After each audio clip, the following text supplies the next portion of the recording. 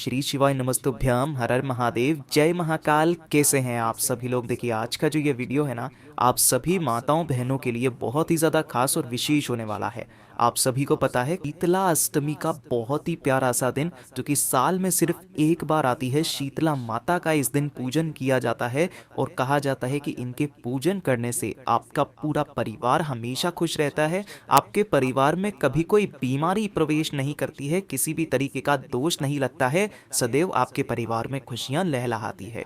पूज्य गुरु जी की कथा से सुन करके और समझ करके इस सभी पूरे के पूरे उपायों को बहुत अच्छे से समझाऊंगा। साथ ही साथ पूज्य गुरु जी ने किस तरीके से शीतला अष्टमी का पूजन करने का विधि बताई है, कौन कौन से सामान आपको चाहिए, किस समय पर आपको करना है, सब कुछ बताऊंगा। ध्यान से सुनते चले जाना, समझने की कोशिश करना। साथ ही साथ पूज्य गुरु जी ने यह भी कहा है कि भूल करके भी आपको कुछ गलतियां नहीं करनी है, वरना शीतला माता कभी भी आपके व्रत का, आपके उपायों का फल प्रदान नहीं करती है। तो ध्यान से सुनते चले जाना, समझने की कोशिश करना। देखिए, आप सभी को पता है कि शीतला माता का जो पूजन होता है ना, वो साल में सिर्फ एक ही दिन आता है।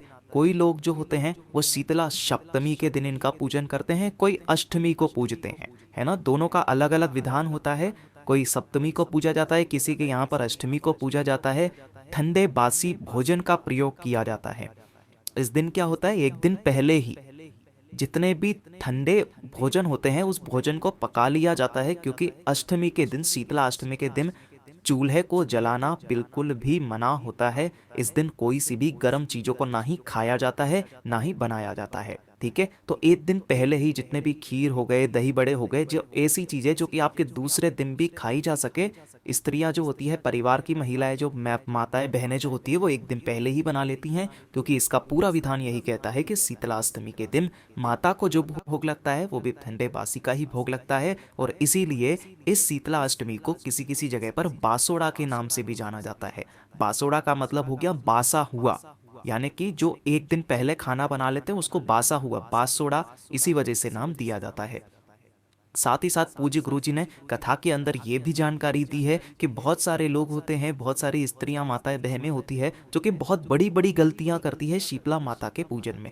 शीतला माता के पूजन करने के दौरान हमेशा आपको समय का जरूर ध्यान रखना है। समय जो होगा वो मैं आपको बता देता हूँ। शीतला अष्टमी का जो पूजा का मुहूर्त है ना, वो वैसे तो कितने को है, हिंदू पंचांग के अनुसार 2 अप्रैल को, यानी कि कल सुबह के समय पर आपको 6:19 से लेकर के 6:32 तक माना गया है।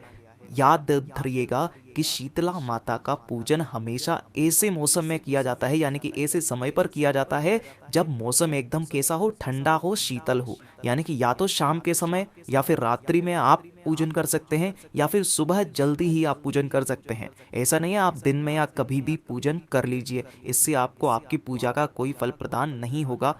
दूसरे नंबर पर जो पूज्य गुरुजी ने बताया कि काफ़ी सारी स्त्रियां ये करती हैं कि जल्दीबाजी में उन्होंने खाना बनाया और सब कुछ किया फटाफट से कि भाई टाइम हो गया तो चलिए पूजन कर देते हैं। ऐसा नहीं है, आपको अपने मन को भी शांत रखना है। शीतला माता के पूजन में आपको अपने अंदर का जो आपका भाव है वो भी शीतल होना चाहिए। ये दूसरे नंबर पर उन्होंने जानकारी दी है।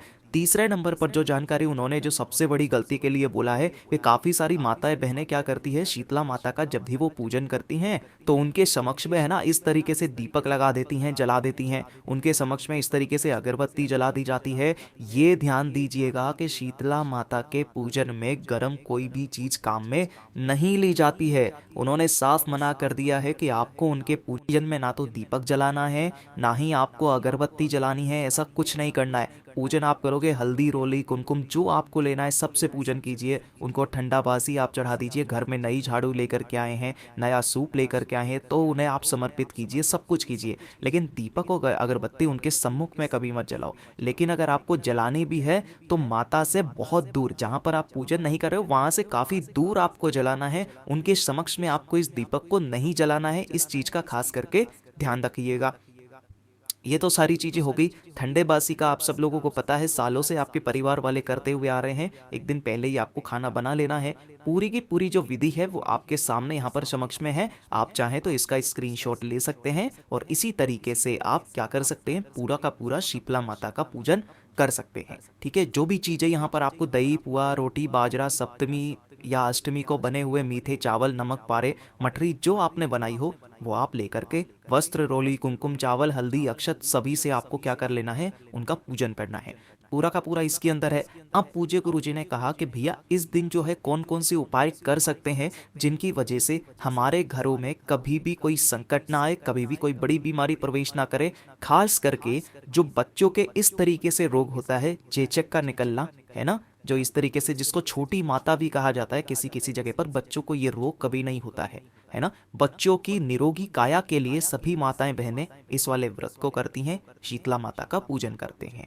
कुछ कुछ लोग सप्तमी को पूजते हैं, कुछ लोग अष्टमी को पूजते हैं। इस बार अष्टमी को जो पूजन होगी वो मंगलवार के दिन होगी, और साथ ही साथ काफी सारे लोग सप्तमी ना ही अष्टमी की जब पूजा करते हैं, वहीं होली के बाद के जो भी सोमवार आता है उसी सोमवार को ठंडा वार मान करके माता की पूजन कर देते हैं। और आज मैं इसको वीडियो को बना रहा हूँ, आज सोमवार का दिन है। आज भी मैंने मंदिर में देखा काफी सारी स्त्रियों ने, माताओं बहनों ने, है ना, आज भी पूजन किया था। ठीक है, तो कोई दिक्कत नहीं है।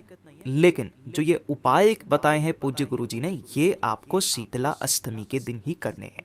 ध्यान से सुनिएगा। पहला वाला उपाय, पहला जो उपाय होगा ना, ये किसके लिए होगा? अगर आपके परिवार में आप चाहते हो कि आपके बच्चे, आपके बड़े बूढ़े सभी व्यक्ति निरोगी रहें, किसी भी तरीके की कोई बीमारी उनके अंदर प्रवेश ना करे, किसी भी तरीके का कोई रोग ना हो उनको, तो एक छोटा सा काम आप सभी लोगों को करना है। जितनी भी संक्रामक बीमारियां होती है, संक्रामक का मतलब आप समझ चुके हो, वो वाली सारी बीमारियां आपके बच्चों को नहीं लगने वाली है। इसके लिए आपको एक दिन पहले ही आपको क्या करना है, इस तरीके से गुलगुले बनाने हैं। किसके गुलगुले बनाने हैं आपको? ये जो गुड़ के होते हैं ना, इनको गुलगुलों को किसी किसी भाषा में पुए भी कहते हैं। तो आपको गुड़ के पुए बनाने हैं। कितने? 21 गुड़ के पुए बना लेना। 21 गुड़ के पुए बनाने के पश्चात आपको इनको 3 हिस्सों में डिवाइड करना है। ठीक है, 7 यहाँ पर, 7 यहाँ पर और 7 यहाँ पर। ठीक है, इनमें से जो पहले नंबर के 7 हैं, आपको क्या करना है, ये वाले जो 7 गुलगुले हैं, ये माता को जब आप पूजन करेंगे, है ना, तो माता के पूजन में आपको काम में लेना है 7 गुलगुले। ठीक, जो दूसरे 7 नंबर के गुलगुले हैं, इसे आपको शीतला अष्टमी के दिन गाय माता को खिला देना है।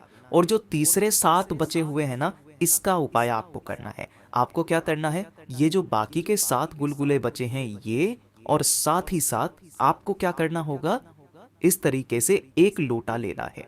ठीक है ना, 1 लोटा शुद्ध जल, और बाकी के जो 7 गुलगुले हैं उन्हें आपको आपके बच्चों के सिरहाने, रात को ही आपको अपने बच्चों के सिरहाने उस लोटे को और जो 7 गुलगुले आपने बनाए हैं उनके पास में रख देना। जब वो दूसरे दिन उठेंगे सुबह के समय, यानी कि जब अष्टमी के बाद नवमी का दिन आएगा ना, तब आपको क्या करना है, इस जल के छींटे अपने बच्चों के ऊपर छींट देने हैं, और ये जो गुलगुले हैं ना, किसी भी काले कुत्ते को खिला देने हैं। बस इतना सा करना है। मैं एक बार फिर से कह देता हूँ, 21 गुलगुले बनाने हैं, जिसमें से 7 आपको माता के पूजन में भोग लगा देना है 7 का।